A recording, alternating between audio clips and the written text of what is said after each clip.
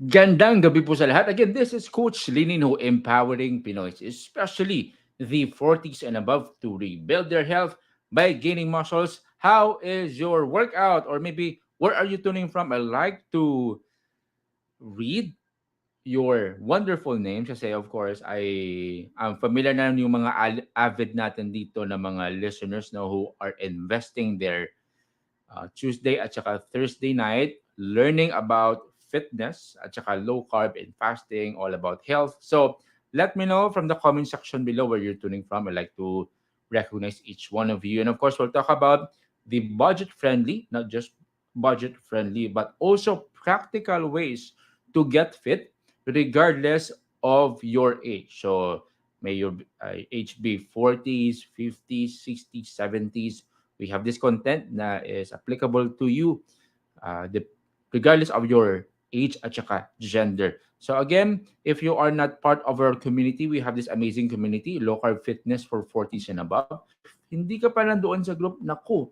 marami ka pong mamimiss. Marami po itong wonderful people na sa loob ng group. It's free, it's a lively at saka dynamic na group.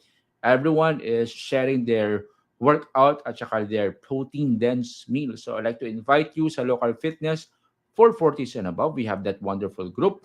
And also, if you don't have the ebook yet, we are giving away ebook for free. So if you don't have the ebook for low carb and fasting, message po ako. I will give it to you completely free. And also, if you don't have the ebook pa for the workouts, let me know. And I will give it to you as well completely free. Now, where will you message me? Ito po yung page ko, Coach Linin Hu.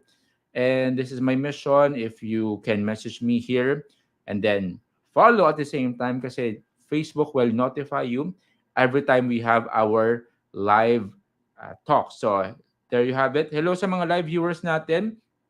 As always, napakaganda po ng gabing ito kasi again, we'll talk about this topic na is very, very practical and very helpful for all of us. So, hello to you, Ma'am Mary Mercy Valencia. Kamusta po yung meals natin? Hello, Coach Regina, as always. Kamusta po tayo, Madam? Also, Maria Nunez, good evening po to you, Ma'am. Flor de Lisa Sakdalan is considering to be part of Worth the Gain Academy. So, looking forward to seeing your results. Ma'am Flor de Lisa. Arnulfo Fariñas, good evening to you, sir, from Ilocos Sur. Hello to you from Calamba, Laguna, Maria Teresa Nunez. And of course, we have here Tita Presi, always present, investing in her health at saka knowledge. Kamusta ka dyan, Tita? And of course, we have here Ma'am Helen Clarina. Blessed evening to you, ma'am. And of course, Ma'am Celia Reyes watching from Ilocos Norte. Hello. So si Ilocos Norte pala si Ma'am Celia. Kanina we have Arnulfo. Ilocos Sur naman siya. Ma'am Helen Clarina, yes po, I will give it you completely free. Message lang po ako sa page ko. This is my page. And indicating that you will have the ebook book that's completely free. Now, just to give you an idea when it comes to fitness, it's achievable so long you have the commitment. It is not easy, but it is worth it. I like to show to you those people who made it possible. Kahapon, I posted this one, no? Si Ma'am Marilyn at 68 years old. And I was very shocked actually sa texture ng tingnan nyo, texture ng biceps niya. Very flabby at saka soft. And of course, this is the direct results no, of inactivity at saka what we call sarcopenia, the extreme muscle loss, muscle wasting na po to. And that's why Ma'am Marilyn messaged me asking for help. And that's why 2 months after ng program, no, you can see these results. Now, some could not believe. And I understand. Kasi when you look at this, no, it's totally different and you would really question if it's Photoshop or not. May na-receive ako na message yesterday if Photoshop or not. So, at first medyo in a way, little na offend ako in a little way kasi I would never fabricate results no for the sake of having that gain or something like that. Pero I realized then after na sometimes kasi yung results na ganito, it's beyond our usual na mga results na nakikita. So, truly, uh, given lang. So with that one, that's totally okay. But this one, I'm so proud of Ma'am Marilyn because she was able to do it. Kasi few 68 years old now would take the risk to have, the program for lifting weights plus the program for nutrition. Kasi most of their life, they have been trained in a different way when it comes to food at saka workout, that it's not for the old, it's not for the seniors, it's only for the young, especially for those who want to be athlete, or also for the mga lalaki lang yan yung workouts, and it's not for seniors. So this person, in a person of Ma'am Marilyn, was able to defy the odds, kumbaga. Okay, because she was able to conquer the fears, yung stigma ba when it comes to lifting weights, especially for seniors. So, yes, legit po siya. And of course, I messaged Ma'am Madeline, no? So, ito po yung conversation namin kahapon after I received messages at saka questions, no, about the results that she had. So, sabi niya dito, thanks for the inspiration at saka she was happy with the texture ng skin niya. And then I took a picture of it, no? So, with that, credits go to Ma'am Marilyn because at the end of the day, she's the one who put the work, the effort, spending time, money for her meals, at saka for preparation and everything. So it's possible. So long you believe at saka you commit to the process. So we'll go now to our topic for tonight. Very interesting. Budget friendly and practical ways to get fit regardless of age. But first, let's define what's sustainable fitness. Sustainable fitness. Sustainable means it's simple, it's not complicated, and it's sensible at the same time. When I say sensible, it is backed by science. Kasi what is working for me, although it's true and effective and helpful for me, may not be effective for you. So iba-iba din kasi yung study natin sa life at saka yung lifestyle natin, yung work pacing natin, yung demand sa work, yung demand sa family. More so if you're 40s and above, no? So with that one, you have to define what is sustainable fitness. So I like to define it three ways. If it's sustainable, meaning to say it's not complicated, that's good. Number two, if it's simple, meaning you can do it whenever at saka wherever you are, it's simple. At saka pangatlo, it's sensible, meaning to say scientific siya. So three things: sustainability, simplicity, at saka sensibility. If the answers are yes, meaning to say that's what they call sustainable fitness. Now, there are many, many ways on how to achieve it. Number one, cook at home. Magluto sa bahay. Now, this may or may not applicable to you. Kasi you may think you have what we call the means to purchase meals outside. Well, that's good. So long you're hitting your required goal, no, for protein at saka yung what we call the extra, yung ingredients at saka yung what we call yung mga ingredients at saka condiments that are not okay. So of course you cannot monitor that if you purchase outside, diba? But when you cook at home, aside from you can monitor yung ingredients, you can measure the servings. And on top of that, generally speaking kasi, when you cook at home, it's a bit more affordable.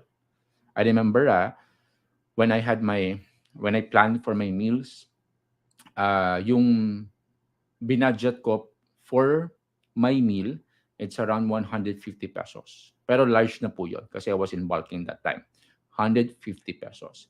When I compute that kind of servings, servings sa meat, especially yung sa chicken, if I compare that outside, it would cost me twice the 150 na usual na meal ko per meal. So you may want to have that calculation as well. If you want to save, if you are in a budget, you have to prepare for all these things. Cook at home. You can manage the servings, you can manage the condiments at saka ingredients. At the same time, makukuha mo yung timpla. You know what? I'm so happy with the discovery I had with my air fried chicken. Okay. Alam nyo, before I had my recipe na prefer ko talaga, ina-enjoy ko yung air fried chicken ko all the time. Kasi marami siyang trial and error din. Na nag-try ako ng mga samot-sari ng mga condiments. At saka nakaabot din ako sa part na merong 4 spices na ako na nilagay sa air fried chicken ko. And the taste was a bit weird, no? Pero the good thing, I tried. Because I tried, there's feedback. Ito okay, ito hindi okay. So that's the thing about my recipes right now, because it's a product of trial and error. You may want to do the same thing. There's no what we call one size fits all when it comes to your meal planning. You have to keep on trying up until makuha mo na yung lasa mo na prefer mo. Not prefer na kapitbahay mo. Prefer mo talaga. Kasi yung meals are meant to be enjoyed. Tama? Meals are meant to be enjoyed. Kasi if you're not enjoying it, most likely, you will despise it at saka hindi ka magtatagal when it comes to your health journey. But if you're enjoying it, every lasap talaga na napagkain mo, you are smiling, you are closing your eyes because you're so grateful of the taste. At saka yung bunga ng paghihirap mo no, sa pagluto ng ano man yan niluluto mo. Okay, so that's one. Cook at home. Number two, productive distractions. Productive distraction. Now, if you're into fat loss, this is very, very effective. Kasi most of the time, the number one enemy or concern of those who are into fat loss is cravings. Kasi it's cravings and sometimes it's beyond your willpower. And the thing about sometimes kasi yung hunger natin, yung cravings natin are psychological. Have been trained na yung body natin would eat 3, 4, 5 times a day. And sometimes, it becomes a pattern. So for your brain, sometimes bored lang yung brain mo. Na bored lang siya. Tapos na-train siya kumain ng large at saka frequent na meals. Tapos wala kang ginagawa. Your mind will wander for meals. More so, kapag nagsascroll ka sa social media, tapos nadaanan mo yung nilulutong crispy pata or nilulutong chicken curry man yan or what we call the chicken wings na you're above na nung required mo na pagkain, no? But nakita mo yon, psychological siya minsan. So man, that's why you have to go for productive distractions. So what are the examples of productive distractions? Number one, you may want to go for a walk. Quick walk lang outside. Maybe you are thirsty lang. So you may want to drink your water or maybe your electrolyte drink. So we have the formula for electrolyte drink. No, it's very, very affordable. So you can go for that option as well. Or maybe you may want to talk with a friend. Okay, meron akong student dito na most of the time tumatawag talaga sa friend niya, especially in times na walang ginagawa. Kasi yung student ko na to is retired na siya. So marami siyang vacant time. So para ma-distract yung self niya instead of, wandering at saka mag-wander yung mind niya sa mga thoughts about, what she sees online, she would call her friend who is available gratefully during those times. Also, you may want to go for sports. So for others, you may want to go for bowling. You may want to go for swimming. And gratefully, no, I'm so happy kasi dito sa place namin, merong sauna. So part siya ng binabayaran namin sa association fee namin, no? Sa ASOC fee namin. So I maximize it. So every time I had my sauna, that's 3 times a week. Those are the times na sobrang drain ako mentally. And I had to have what we call system interrupt. When you say system interrupt, you have to break free sa usual mo na routine so that your mind will be fresh again. So for me, it works. Yung sauna, yung gym, yung walking, and sometimes, most of the time, I would say, yung listening to a podcast. So how about you? What are the things that you can distract yourself pero productive siya? Okay? It's not just distractions, but also productive. Productive distractions. Anything that could add to your goal, anything that could add to your health, to your relationship, healthy relationships. That's what they call productive distractions. All right, so that's number 2. Number 3, we have here body weight exercises. Coach Nins, I don't have the means to go sa gym. Yung gym malayo sa amin. Coach Nins, I cannot purchase dumbbells. It's a bit expensive. Now, you may want to maximize body weight exercises. Lunges is one. Squat is another. We also have push-ups. If you cannot do the push-ups, start muna with assisted na push-ups na yung knee mo is on the floor. Also, you may want to try hanging bars. You just hang on the bar. If you don't have that one, meron po sa park. No, I remember when I came back dun sa province ko sa Bacolod, di ako nag-enroll muna sa gym kasi nagtitipid. So, ang ginawa ko, pumunta ako sa park. So, nag-push up ako doon, nag-squat at saka pull-ups at saka ginamit ko yung pull-up bars, yung bars ba, yung monkey bar doon sa park namin. So maraming ways. So long you have the will, I do believe if the person has the will, yung options po at saka opportunities will come. So long you are willing. So I like to give that challenge to you. Finances is not an excuse. So long you're willing, opportunities will come to you. Maximize whatever you have. Whatever you have right now at home, maybe you have a water jug. Okay, water jug, 5 galon man yan or tatlo. You may start with that one. I started with semento na dumbbells at saka barbells. So, ginawa ko, purchase ako na ng semento at saka pumunta ako sa junk shop. Bumili ako ng ng bar. Sobrang mura lang. And I was able to maximize that for close to 2 years. No? Close to 2 years. And then, the good thing about that, binigay ko sa kapitbahay ko, he was able to maximize it as well. So parang na-bless mo yung kapitbahay mo for good because you're about fitness, di ba? So again, just be creative and be resourceful. And I believe you can do that. You are creative, you are smart, you can find ways. So long you're willing, you can accomplish your goal. So that's number 3, body weight exercises. And number 4, what we call practice mindfulness. Practice mindfulness. So most of the time, one of the reasons why we fail in our goals, although I don't want to call it failure, kasi so long you are moving forward and you're learning from it, it's not a failure. Okay, but for the sake of discussion, let's call it, kasi people would say, I fail on this area, I fail on low carb, nadapa naman ako, I started. So the mindset here, kasi most of the time we fail on this because we don't have a system. When you say system, wala po tayong habits na form when it comes to our health and fitness. So for example, the system, what's your system look like at your home when it comes to your goal to be fit at saka to lose fat? So for example, nakikita mo most of the time sa refrigerator mo, maraming chocolates. Diba? Parati mo siya nakikita. Every time you open your refrigerator, nandun yung Cadbury, nandun yung Hershey's, nandun yung Coke, nandun yung lahat ng mga temptation, no? So, hanggang kailan ka mag-say no to that? How far will your willpower bring you? Kasi whether you like it or not, you will give in. If you are exposed to it, the more you are exposed to it, the more you will give in. The same thing happens with commercial, no? When I remember, no, during yung times na wala pang social media, so yung sa television, of course, you are forced to watch yung commercials, diba, in between. So you're always exposed to it.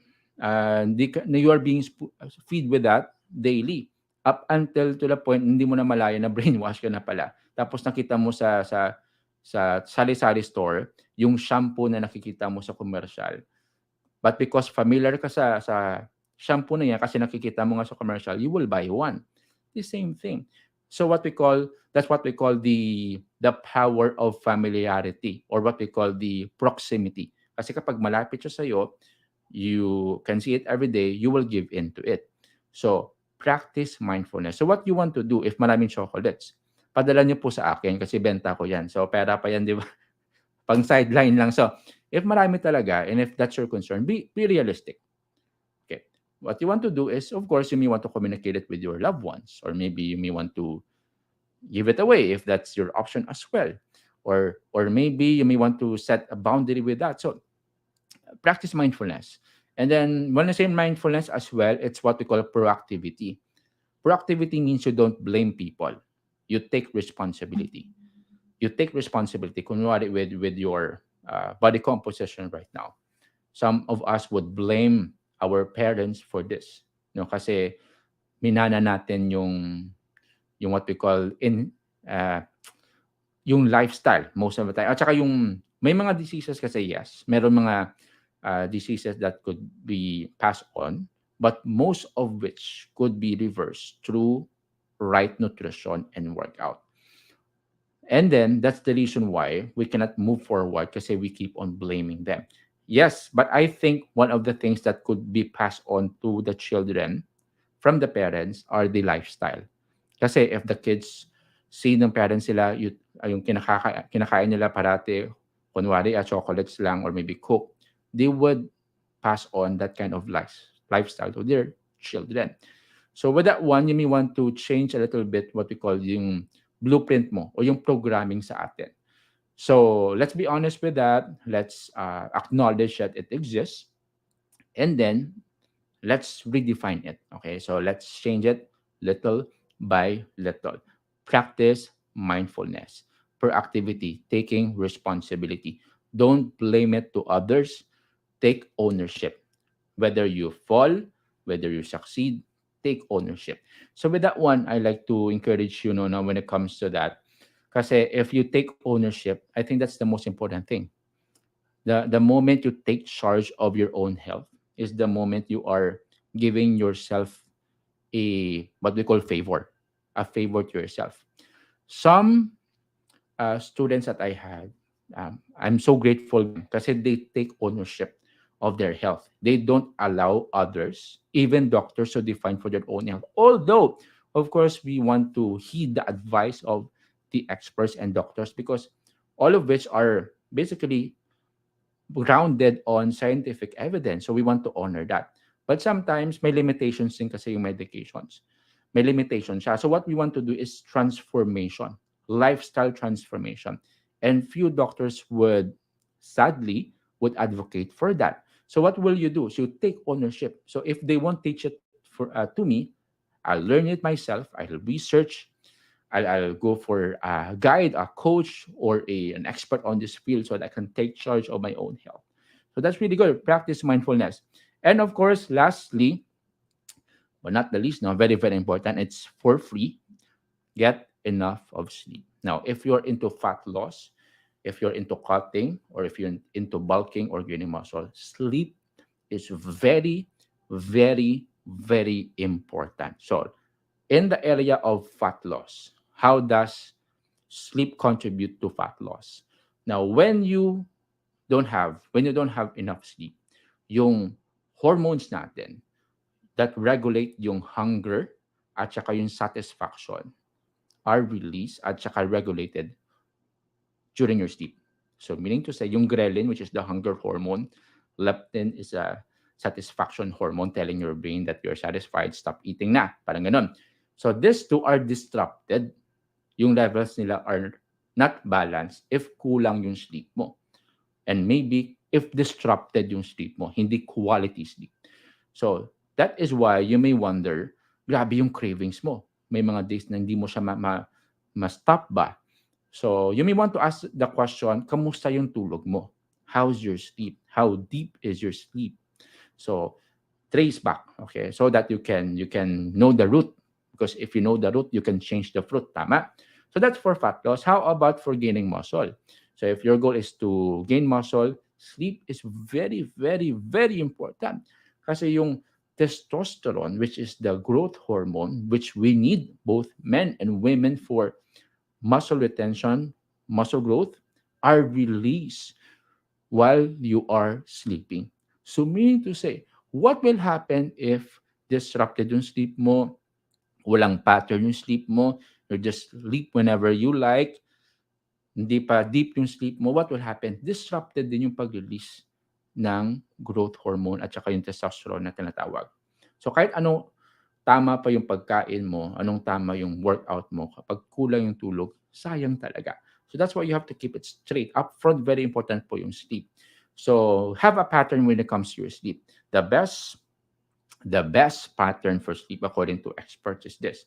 You have to sleep at the same time at saka wake up at the same time. That's why for some of you na hindi nagde-depend sa alarm clock, you feel fresh and alive every time you wake up, no? And tsaka mafe-feel mo talaga yung what we call refreshment when you don't depend on alarm clock. Kasi the reason why you don't depend on alarm clock kasi nakaset ka na ng pattern at saka habit for that. Yung alarm clock is parang disrupting your brain, parang you're disrupting your brain, nasa vacation mode siya, tapos papauwiin mo siya at the middle of your vacation. Parang ganun po nangyayari sa brain natin. That's why you have to have this pattern when it comes to your sleep. Our body loves pattern. Our body thrives with pattern. So set a pattern for that. And also, you may want to check with your caffeine consumption if you have concern with that. When it comes to the temperature of your house, it has been proven that if you have aircon, no, if you can maximize that one. Usually, it is recommended around 21 degrees Celsius yung recommended to prime your body, no, to condition your body for sleep. And also in this technology that we have right now, yung number one concern that we are struggling is yung rise ng gadgets, yung bright lights. Kasi the moment bright lights are directing to your eyes, by principle kasi you're telling your brain that you need to work. That's the natural tempo of our body. And that is why when you go outside, when you expose yourself, your sun sa sunlight, you are rejuvenated kasi you're telling your brain that you have to work, that it's a new day, it's a fresh day. So if we have that kind of natural tempo, tapos sa gabi, you have the light, artificial light nga lang siya, you're telling your brain by principle that it's morning, that you have to work na. So you may want to set aside that one, yung gadgets mo. I know that's part of your work now, most of you. Set it aside 2 hours before your sleep at saka as much as possible, dim black lights lang po sa kwarto natin. So there you have it. Very, very practical. These are budget-friendly and practical ways to get fit regardless of your age. And we also define here what we call sustainable fitness. Kasi at the end of the day, you have to define it for yourself. What is sustainable for Coach Nins may not be sustainable for you. But you have to arrive on a pattern na both affordable, simple siya, sensible, at the same time, easy to prepare. Cook at home, very important. Productive distractions, we give example kanina. Bodyweight exercises, practice mindfulness, and lastly, get enough sleep. There you have it. I hope this helps you. If you find value po dito sa live natin, you may want to tag this to your loved ones especially. Let's bring them in. There is hope to restart. There's hope to bring back their life. And also for some of you, you are talking about your health. And if you can invest for your house, which is, yung dream house mo, we usually spend millions for that. And that's good. Kasi we will live with that for our family, di ba? But how much more with your only house? And this is your only house, your body. So I'd like to encourage you, if you have the means to do it, you don't want trial and error, you want a custom-made plan for your nutrition, meal plan, at saka workout, let a coach guide you every step of the way. Kasi if you're 40s and above, you want to simplify everything. So Work Again Academy is opening. I'm opening my slots for one-on-one coaching. So if you want to get your slot, message me because we will find and work with your goals. So there you have it. I hope this helps you. Let me say hi sa mga live natin ng mga viewers. No, very, very amazing viewers kasi you are investing your Thursday night dito sa live natin. Hello, Ma'am Helen. Good evening to you. Ma'am Gailen Lozano. Good evening. Wow! Parang ganda ng profile pic niya, ma'am. Kakakasal niyo lang, no? For sure, right. We have here Ma'am Blessy Fernandez. Good evening to you. Ma'am Maria Lenacios, watching from Cebu na unsa. Unsa man. Yan yung alam kong, yung Bisaya lang na alam ko. Hera Zork, watching from Mexico, Pampanga. Hello to you, Ma'am Virgie Garcia. Yes po, ma'am. Message po ako. I will give it to you completely free. Watching from Cebu, si Ma'am Gailen. Abner, hello to you. Watching from Samar, si Abner. Sir Abner.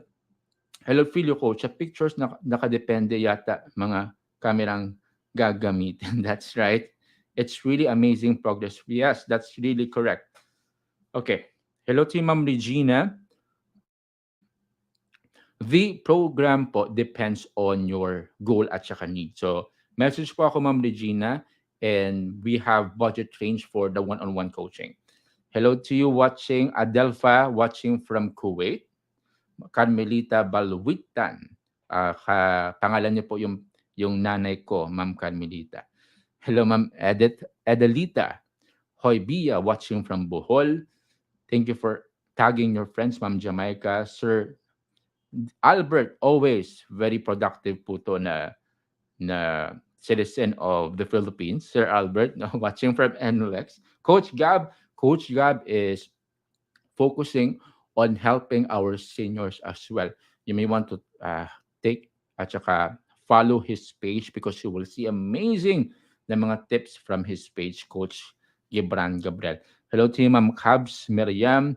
Hello to you, Nesito Katubo. Watching from Nuhol, si Ma'am Rodsan Lin. Maria Obo, good evening to you, ma'am. Napakita po ng background natin. Watching from Southern Leyte, si Ma'am Rufina Diaz. Ma'am Evelyn, kamusta po kayo? Watching from Antipolo. Also here, Ma'am Ludi Cordero, good evening to you, ma'am. Ma'am Nene Rivas, as always. At saka si Ma'am Pia Buena. Si Coach Rizali, as always. Ma'am Junjoy Melesio.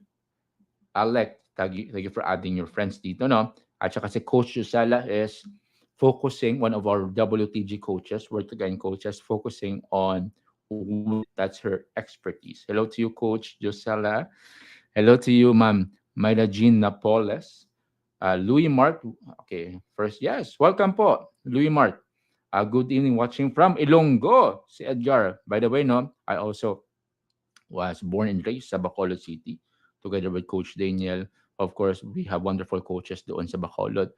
Our amazing doctor, Dr. Grace Rojo, is also from Bacolod.